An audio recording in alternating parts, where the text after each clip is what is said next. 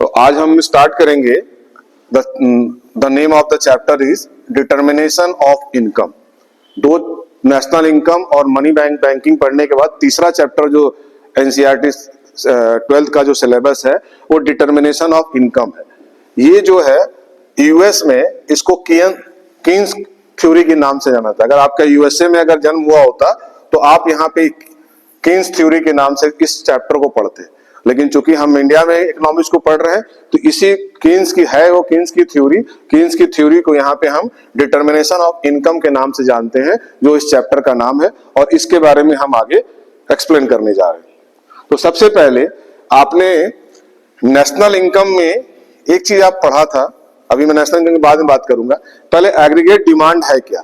आपने डिमांड सब नाम सुना था। डिमांड आपने क्लास 11 में पढ़ा था कि जो जहां पे आप इंडिविजुअल डिमांड पढ़ते थे, लेकिन जब आप क्लास 12th में इसको एडी नाम दिया गया है, एग्रीगेट डिमांड। ये एग्रीगेट डिमांड का मतलब कि यहाँ होल इकोनॉमी की बात कर रही।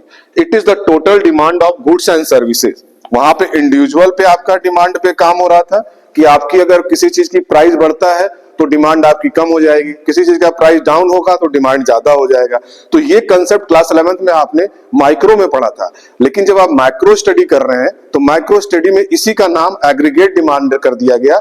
एग्रीगेट डिमांड का मतलब कि total demand of goods and services in the economy, मतलब पूरे होल कंट्री की बात कर रहा है कि गुड और सर्विस की जो डिमांड है हमारे देश में, उसकी जो स्टडी करेंगे हम, वो एग्रीगेट डिमांड के अंतर्गत हम पढ़ेंगे, स्टडी करेंगे।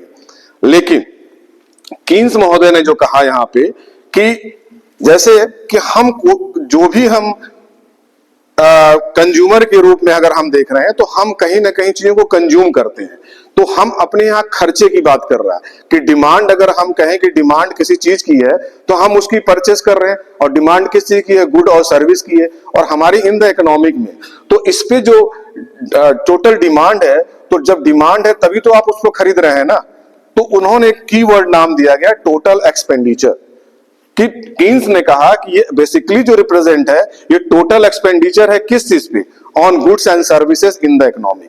तो चाहे हम डिमांड कहें और चाहे हम कहें कि उस पे जितने मेरे खर्चे हो रहे, अगर मेरी डिमांड है तो हम उसको कंज्यूम करेंगे, उसको खरीदेंगे गुड्स के रूप में या सर्विस के रूप में।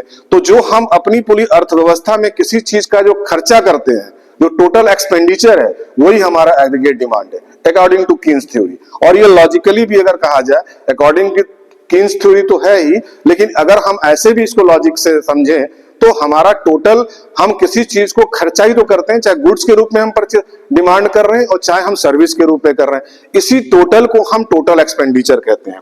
अब यहाँ पे अगर हम बात करें कि आपने नेशनल इनकम में एक्सपेंडिचर मेथड में आपने क्या पढ़ा था? एक्सपेंडिचर मेथड में आपके कुछ कंपोनेंट्स थे आपका, जिसका नाम अगर हम कहें कि private final consumption expenditure, government final consumption expenditure, इसको जीडीसी आप पहले तो उसको कहते थे प्राइवेट कंजम्पशन,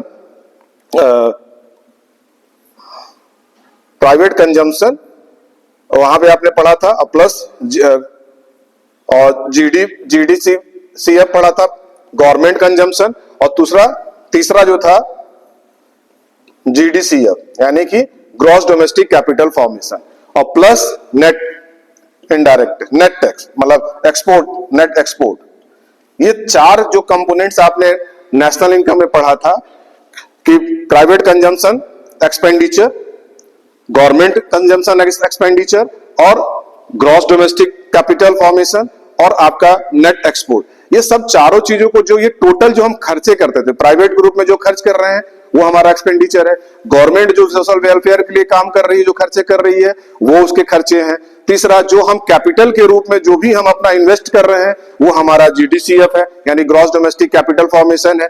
और हम जो हमारे यहाँ कुछ प्रोडक्ट बन रहे हैं जो हम एक्सपोर्ट करते हैं, और कुछ ऐसे प्रोडक्ट हैं जो दूसरे कंट्री में बन रहे हैं वो हमारे यहाँ इंपोर्ट हो रहे हैं, तो उस पे जो लागत आती है, जो खर्चे होते हैं, उन सभी चीजों को हम जिस नेट एक्सपोर्ट कहते हैं, यानी एक्सपोर्ट माइनस इंपोर्ट जो हमारा आ रहा है, तो वो नेट हमारा आता है कि हमारा कितना है, तो सब चीज को हम जोड़ देंगे, जोड़ने के बाद जो हमारा निकल के आता है तो वही तो हमारा टोटल एक्सपेंडिचर है। तो आपने नेशनल इनकम में आपने एक्सपेंडिचर मेथड में इस तरह की चीजें पढ़ी। यहीं पे उसी चीज को बात यहां कर रहा है कि एग्रीगेट डिमांड की बात कर रहा है, तो इन्होंने भी अपने कुछ कंपोनेंट्स रखे। इस कंपोनेंट्स का नाम भी उससे मिलता जुलता है। देखिए पहला कंपोनेंट्स अगर हम कहा जाए तो हाउस होल्ड है, जिसको आपने वहां पे पढ़ा था प्राइवेट, यहां भी प्राइवेट है। हाउस होल्ड कंजम्पशन जो हम आप कंज्यूम करते हैं, तो इसको हम हाउस होल्ड प्राइवेट कंजम्पशन कहते हैं किन्स महोदय के अकॉर्डिंग। किन्स ने कहा कि हमारा जो खर्चे हैं, जो हमारा टोटल एक्सपेंडिचर है, जिसका एक कीवर्ड नाम दिया गया टोटल एक्सपेंडिचर, तो उन्होंने कहा कि हमारे भी कुछ कंपोनेंट्स हैं एग्रीगेट डिमांड में किन्स थ्योरी के अकॉर्डिंग कि हम अपने खर्चे किस किस रूप में करते हैं। तो पहला खर्चा हमारा एक्सपेंडिचर जो है हाउस होल्ड जो है प्राइवेट कंजम्पशन के रूप में खर्चा करता है, जिसको हम सिंबल सी से जानते हैं। It refers to total amount of expenditure incurred by household to purchase goods and services। जो हम गुड्स और सर्विस को जो खरीद कर जो हम खर्चे करते हैं वो हमारा हाउस होल्ड एक्सपेंडिचर है, यानी कि house hold private consumption expenditure, जिसको हम सी से डोनेट करते हैं, इसका सिंबल है। दूसरा कहा किन्स महोदय ने कि दूसरा खर्चा हमारा क्या, इन्वेस्टमेंट के रूप में, जिसमें आपने नेशनल इनकम में क्या पढ़ा था, जीडीसीएफ, यानी कि जो आप इन्वेस्टमेंट कर रहे हैं कैपिटल के रूप में कर रहे हैं, उसी का नाम यहां पे किन्स महोदय ने दिया कि इन्वेस्टमेंट एक्सपेंडिचर। अब हम इन्वेस्टमेंट किस चीज पे कर रहे हैं, to purchase capital goods like machine and plant. हम कोई मशीन खरीद रहे हैं या कोई प्लांट लगा रहे हैं, तो ये हमारा एक इन्वेस्टमेंट एक्सपेंडिचर है। तो जहां पे वहां पे इन्वेस्टमेंट जो आपने नेशनल इनकम में पढ़ा था एक्सपेंडिचर मेथड में, तो वहां जो आप कैपिटल पे खरीद रहे हैं जो खर्चे, जिसको जीडीसीएफ कहा गया है, ग्रॉस डोमेस्टिक कैपिटल फॉर्मेशन, उसी चीज को यहाँ पे इन्वेस्टमेंट के रूप में किन्स महोदय ने कहा कि जो आप कैपिटल के रूप में जो खर्चे करेंगे वो उसको हम उन्होंने नाम दिया गया है इन्वेस्टमेंट एक्सपेंडिचर, जिसका सिंबल होता है आई। ये समझ में बात आई? तो दो एक्सपेंडिचर आपके हो गए according to Keynes, components of the aggregate demand. तीसरा उन्होंने कहा कि जैसे आपने वहां आपने नेशनल इनकम एक्सपेंडिचर मेथड में आपने गवर्नमेंट के खर्चे को किया था कि गवर्नमेंट जो खर्चे करती है उसको उसमें इंक्लूड करते हैं, तो यहाँ पे भी गवर्नमेंट कुछ एक्सपेंडिचर अपने खर्चे कर रही है। किसके लिए कर रही है? वह सोशल वेलफेयर के लिए। तो गवर्नमेंट भी तो कुछ हम समाज के विकास के लिए, डेवलप्ड करने के लिए वो खर्चे करती है, हॉस्पिटल बनवाती है, स्कूल बनवा रही है, सड़क बनवा रही है, पुल बनवा रही है, तो ये सारी चीज भी तो एक्सपेंडिचर के रूप में आएगा जो खर्चा गवर्नमेंट करती है पब्लिक वेलफेयर के लिए। तो देखिए it refers to expenditure incurred by government on purchase of goods and services. सब लोग गुड एंड सर्विसेज की बात कर रहा, तो एक तो हमने कहा कि प्राइवेट जो है वो कर रहे हैं गुड एंड सर्विसेज पे एक्सपेंडिचर जो खर्च कर रहे हैं वो आपका आईडी है। दूसरा कहा कि जो हम कैपिटल के फॉर्म के रूप में इन्वेस्ट कर रहे हैं वो हमारा आईडी है। तीसरा गवर्नमेंट जो हमारे पे खर्चे कर रही है वो हमारा एग्रीगेट डिमांड है। चौथा नेट एक्सपोर्ट, जिसको हम कहते हैं export minus import, x for export और एम फॉर इंपोर्ट, इनको माइनस कर देंगे, जो दोनों का जो डिफरेंस आएगा एक्सपोर्ट माइनस इंपोर्ट, वो भी हमारा एक्सपेंडिचर है, एक तरह का खर्चा है उस खर्चे को। तो ये चारों कंपोनेंट्स को अगर हम जोड़ दें तो यही तो हमारा एग्रीगेट डिमांड है इन दैट इकोनॉमी।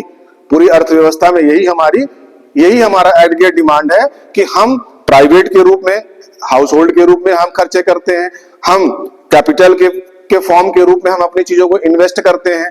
तीसरा गवर्नमेंट जो हमारे पे खर्चा करती है वो हमारा एक एक्सपेंडिचर है। और चौथा जो हमारे यहाँ एक्सपोर्ट हो रहा है और बाहर से जो इंपोर्ट हो रहा है, दोनों के डिफरेंस को निकाल देंगे तो ये हमारा क्या है? ये हमारा एक्सपेंडिचर है। तो ये चारों एक्सपेंडिचर को हम जोड़ दें तो क्या हमारा एग्रीगेट डिमांड निकल आएगा? तो देखिए अगर हम इस फॉर्मूले को इस तरह तो लिख सकते हैं, क्योंकि इसका भी सिंबल क्या है? एक्स माइनस एम, ये हमारा सिंबल है नेट एक्सपोर्ट का। तो देखिए अगर हम इसको ऐसे लिखें कि AD is equal to C for consumption, I for investment, G for government consumption और एक्स माइनस एम यानी कि नेट एक्सपोर्ट। ये चारों चीज को अगर हम जोड़ देंगे तो हमारा एग्रीगेट डिमांड निकल आएगा। जैसे आपने वहां पे पीएफ, सीएफ, जीसी, गवर्नमेंट के खर्चे, प्राइवेट के खर्चे, जो कैपिटल के फॉर्मेशन के रूप में जो खर्चे और नेट एक्सपोर्ट इंपोर्ट जो है, उस चीज को चारों को जोड़ते थे तो आपका नेशनल इनकम निकल आता था। इसी चीज को किन्स महोदय ने किन्स की थ्योरी में कहा कि एग्रीगेट डिमांड जो है, हम यहाँ पे टोटल खर्चे की बात करते हैं, अगर टोटल एक्सपेंडिचर को हम जोड़ देंगे वही हमारा एग्रीगेट डिमांड है। तो हमारा टोटल खर्चा, जिसको इन्होंने एक नया नाम दिया, वही जो कीवर्ड है टोटल एक्सपेंडिचर। मैंने स्टार्टिंग में कहा कि ये कीवर्ड है टोटल एक्सपेंडिचर। बेसिकली किन्स महोदय ने कहा कि ये टोटल एक्सपेंडिचर जो है, जो हम अलग अलग रूप में जो खर्चे कर रहे हैं, उसी के टोटल का जोड़ जो है वही हमारा एग्रीगेट डिमांड है। ये बात समझ में आ गई कि हमारा प्राइवेट के रूप में, गवर्नमेंट के रूप में, इन्वेस्टमेंट कैपिटल के रूप में और नेट एक्सपोर्ट जो है, जो एक्सपोर्ट माइनस इंपोर्ट करके जो डिफरेंस आ रहा है वही हमारा टोटल एग्रीगेट डिमांड है। तो इन्होंने टेक्निकली एक ये हमारे कंपोनेंट्स हुए, ये 4 कंपोनेंट्स हुए। अगर आपसे कोई पूछे कि एग्रीगेट डिमांड में 4 कंपोनेंट्स के नाम के बात बताइए, तो आपके 4 कंपोनेंट्स वही है, private house hold private consumption expenditure, दूसरा आपका इन्वेस्टमेंट एक्सपेंडिचर, तीसरा आपका गवर्नमेंट एक्सपेंडिचर, चौथा आपका नेट एक्सपोर्ट जो है। ये चारों कंपोनेंट्स जो हैं ये हमारे एग्रीगेट के डिमांड के कंपोनेंट्स हैं। क्लियर? अब हम यहां पे किन्स महोदय ने कहा कि क्योंकि आप अभी 12th में पढ़ रहे हैं, तो उन्होंने कहा कि AD is equal to C plus I plus G plus X minus M, ये फॉर्मूला दिया। कहा कि ये 4 ही हमारे इकोनॉमिक्स की डिमांड है, पूरी होल इकोनॉमी की। लेकिन क्योंकि आप अभी 12th में पढ़ रहे हैं, तो मैं ये प्रूफ कर दूंगा कि केवल एग्रीगेट डिमांड, कंजम्पशन और इन्वेस्टमेंट एक्सपेंडिचर से ही हमारा एग्रीगेट डिमांड हमारा काम चल जाएगा। हमें अभी इसकी जरूरत नहीं है, इसके बिना भी हम एडी को हम प्रूफ कर देंगे कि AD is equal to C plus I ही एक्चुअल एग्रीगेट डिमांड है, यानी कि कंजम्पशन प्लस इन्वेस्टमेंट। तो पहले हम कंजम्पशन एक्सपेंडिचर की बात करेंगे कि कंजम्पशन एक्सपेंडिचर होता क्या है। Consumption is a function of income. Consumption function depicts the portion of income spend on consumption. आपसे अगर हम ये पूछें कि आपकी इनकम अगर 10 रुपए है, तो आपका कंजम्पशन भी 10 रुपया हो सकता है। 10 रुपया आपने, आपकी इनकम 10 रुपया आप कंज्यूम कर लेंगे, खत्म कर लेंगे। किसी व्यक्ति की इनकम 10 करोड़ है, तो उसका कंजम्पशन भी आपसे ज्यादा होगा।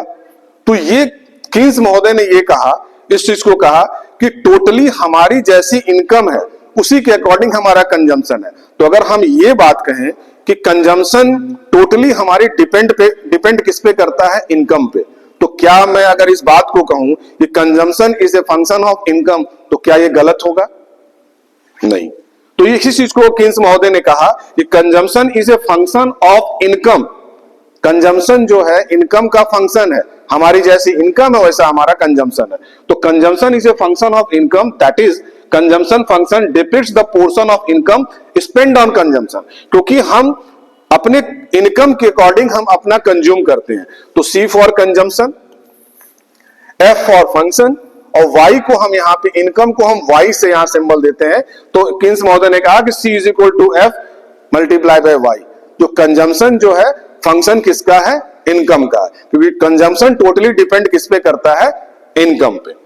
चलिए दूसरा, किन्स महोदय ने एक चीज आप बताइए कि क्या हमारी इनकम अगर 0 है तो क्या हमारा कंजम्पशन भी 0 होगा? इसको देखिए, जब हमारी इनकम 0 थी तो हमारा कंजम्पशन 0 है। हमारी इनकम जब 100 हुई तो हमारा कंजम्पशन 100 हो गया। जब हमारी इनकम 200 हुई तो हमारा कंजम्पशन 200 हो गया। जब हमारा कंजम्पशन इनकम 300 हुआ तो हमारा कंजम्पशन 300 हो गया। जब हमारा 400 हुआ तो 400 हो गया, 500 हुआ तो 500 हुआ।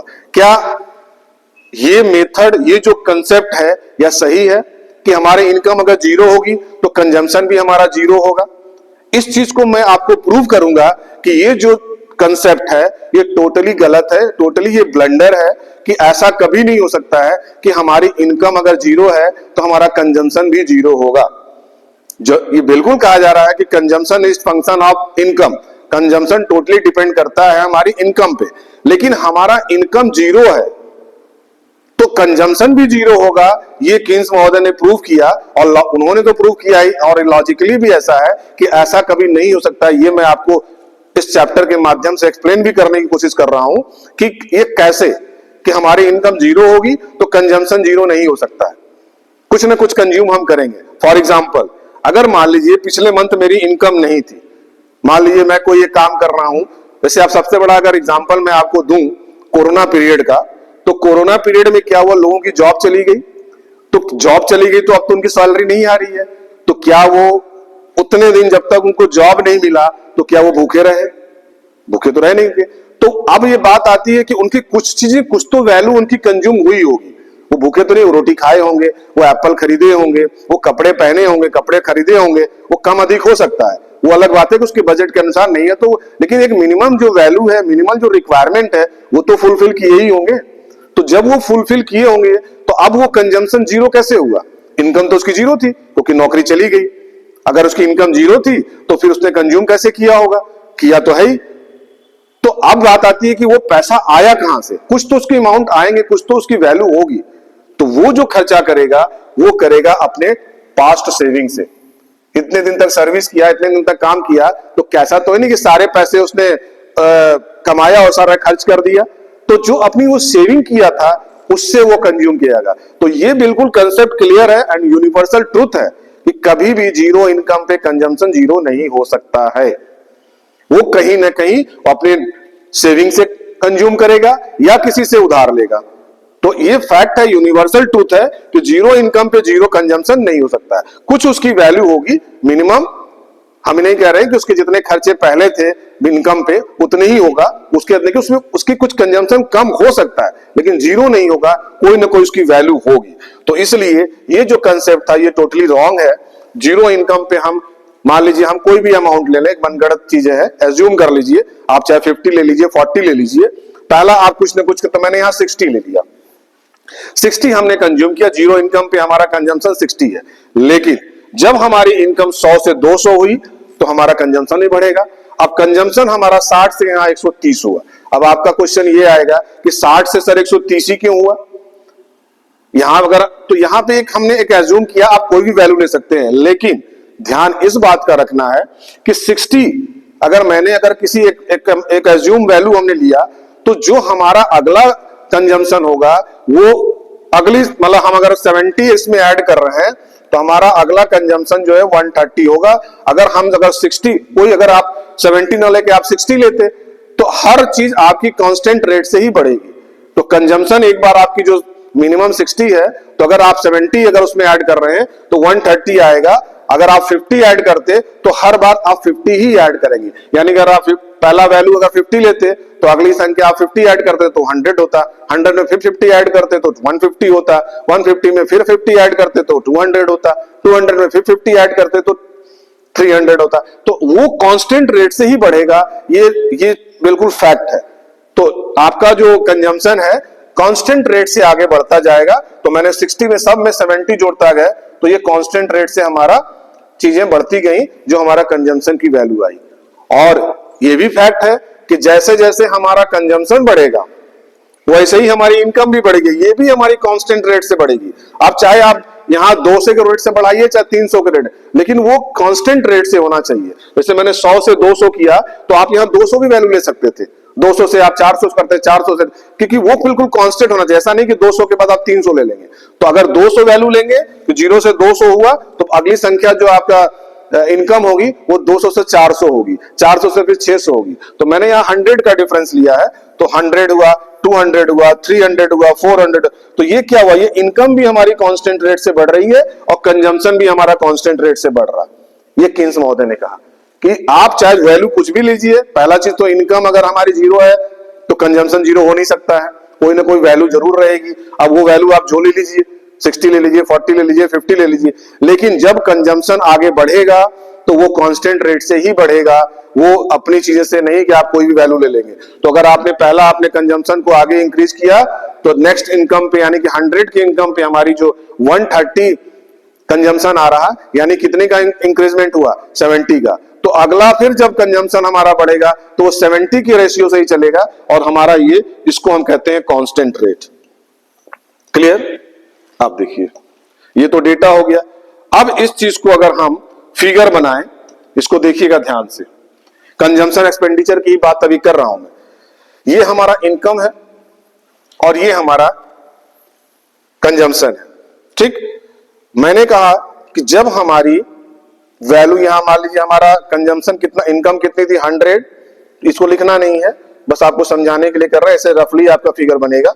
लेकिन पहले आप समझ लीजिए कि फिगर बना कैसे। ये हमारी इनकम है और इसी तरह को हम यहां पे भी इसको 100, 200, 300, 400 और 500 इसको हम कंजम्पशन पे भी मार्क कर लिए। तो जब हमारी इनकम जीरो थी, क्योंकि हमने कहा कि इनकम जीरो पे कंजम्पशन जीरो नहीं हो सकता है, तो हमारी इनकम जीरो थी तो हमने एक एज्यूम कर लिया था, तो हमारा कंजम्पशन कितना था, मैंने 60 ले लिया, आप 50 लेंगे तो 50 ले लीजिएगा। फिर जब हमारी इनकम 100 से जब 200 हुई, सॉरी 0 से 100 हुई, तो हमारा इनकम कितना हो गया 130, यानी कि यहां पे आएगा बिंदी। फिर 200 हुई तो 130 में हम 70 जोड़ेंगे तो 200, फिर यहां पे आया। फिर उसके बाद 300 हुआ तो 200 आपका हुआ 270, फिर ऐसे ही 400।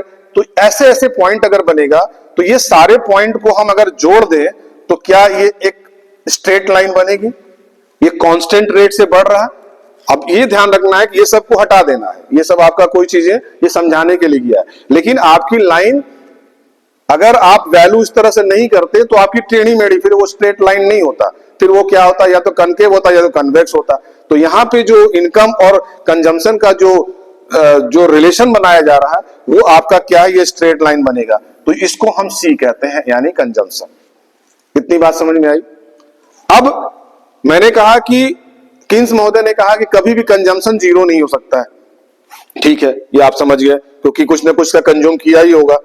अब बात आ रही है कि ये 0 से 60 जो है, जब हमारी इनकम 0 थी और हमारा कंजम्पशन 60 था, तो ये दोनों के बीच को हम क्या कहेंगे, ये दोनों के बीच की चीजों को हम कहते हैं ऑटोनोमस कंजम्पशन, जिसका सिंबल होता है सी बार। ये ध्यान रखिए, इसी चीज को मैंने यहां लिखा है कि consumption can never be zero, कभी भी कंजम्पशन जीरो नहीं हो सकता है। दूसरा, इस जीरो लेवल पे जो कंजम्पशन हम कर रहे हैं जीरो इनकम पे, उसको हम ऑटोनोमस कंजम्पशन कहते हैं। विषय कि income consumption is known as autonomous consumption, C bar. और अब मैंने एक सवाल किया कि वो पैसा आएगा कहां से, अगर उसकी जीरो इनकम है और फिर भी वो कंज्यूम कर रहा, तो पैसा आएगा कहां से। तो ऑटोनोमस कंजम्पशन एग्जिस्ट बिकॉज कहां से आएगा, पास्ट सेविंग से, जो उसने सेविंग किया होगा उस पैसे से वो कंज्यूम करेगा। ठीक। अब चौथी चीज जो है कंजम्पशन फंक्शन, जो कंजम्पशन का फंक्शन है वो लीनियर है। लीनियर का मतलब that is it increases at constant rate. जब आपने देखा कि 60 के बाद क्या हुआ, 130 हुआ, 130 के बाद भी 200, यानी कि वो एक कांस्टेंट रेट से कंजम्पशन बढ़ रहा, इसलिए उस कंजम्पशन जो कांस्टेंट रेट से बढ़ रहा है उसको हम लीनियर कहते हैं। तो जो कंजम्पशन फंक्शन जो है, कंजम्पशन का जो फंक्शन है वो लीनियर है, क्योंकि वो कांस्टेंट रेट से बढ़ता है। ये चीजें अब बिकॉज क्यों है, इस चीज की चर्चा हम आगे करेंगे जब आपको एक टॉपिक पढ़ा लेंगे। इसको अभी रहने दीजिए, छोड़ दीजिए इसको, कि क्यों ऐसा है। हर चीज के पीछे लॉजिक है कि अगर आपका कांस्टेंट रेट, पहला चीज तो है कि पैसा आएगा कहां से, तो मैंने कहा कि पैसा उस पास सेविंग से करेगा। फिर हुआ कि वो क्यों ऐसा हो रहा है, तो इसलिए हो रहा है कि वो लीनियर है, वो उसका कांस्टेंट रेट से बढ़ेगा। लेकिन कांस्टेंट रेट से क्यों बढ़ रहा, तो इसका भी मैं आगे जब टॉपिक पे बात करेंगे तब हम आपको बताएंगे। अब इसका एक मैथमेटिकल फॉर्मूला है कंजम्पशन एक्सपेंडिचर का कि C is equal to C bar plus B Y. अब यहाँ पे सी बार का मतलब मैंने पहले बताया कि ऑटोनोमस कंजम्पशन, बी का मतलब होता है स्लोप ऑफ कंजम्पशन कर्व। तो यहाँ पे कर्व कैसा है हमारा, स्ट्रेट लाइन, तो इसको हम बी से कर रहे हैं। और वाई फॉर इनकम, ये तीनों चीजों को आपको समझ में आ गया। ये तीन कंसेप्ट हैं, इस फॉर्मूला पे आपके क्वेश्चंस आएंगे, आप इसको सॉल्व करना पड़ेगा। तो देखिए एक दो क्वेश्चंस मैंने इसमें सॉल्व भी किया है कि एक हमारी इनकम 5000 करोड़ है और ऑटोनोमस कंजम्पशन हमारा जो कह रहे हैं वो 50 करोड़ है, और स्लोप जो हमारा है उसकी वैल्यू दी हुई है 0.75। तो हमें कंजम्पशन निकालना है, सी निकालना है। तो फॉर्मूला क्या था, C is equal to C bar plus B Y. तो सी की वैल्यू दी, सी हमें निकालना है, तो सी बार की वैल्यू 50 करोड़ दी हुई है, और हमारा बी क्या है, स्लोप ऑफ कर्व क्या है 0.75 है, और हमारा वाई क्या, इनकम कितनी 5000 है। अब इसको निकाल लेंगे तो कैलकुलेट करके हमारा 3800 करोड़ हमारा जो है कंजम्पशन निकल आया। दूसरा क्वेश्चन देखिए, कंजम्पशन 3250। अब यहां पे ऑटोनोमस कंजम्पशन दिया हुआ 50 करोड़, स्लोप यहां पे दे दिया है 80%। यहां वैल्यू 0.75 दिया था, यहां 80% दे दिया। तो 80% को हम सीधे 80 अपॉन 100 कर लेंगे। और हमें यहां इनकम निकालना है। भाई पहले वाले में क्या निकालना था, कंजम्पशन निकालना था, दूसरे वाले सवाल में आपको इनकम निकालना है। बाकी सारी वैल्यू दी हुई है, तो आप सीधे सीधे इस फॉर्मूला में पुटअप करेंगे कि फॉर्मूला हमारा क्या है, अपने मुझसे बताइए, C is equal to C bar plus B Y. अब वैल्यू पुट कर दीजिए। सी हमारा दिया हुआ है 3250, सी बार भी दिया हुआ है 50, बी भी दिया हुआ है 80% यानी 80/100, वाई हमको निकालना है यानी कि हमें इनकम निकालना है। इनकम की वैल्यू नहीं दी हुई है। उस वाले सवाल में हमको कंजम्पशन निकालना था, सी की वैल्यू नहीं दी हुई थी, यहां इनकम की वैल्यू नहीं दी हुई है। तो आप इसको सॉल्व करेंगे, जब इसको निकालेंगे मैथमेटिकल फॉर्मूले से, तो आपका 4000 करोड़ आपकी इनकम निकल आएगी।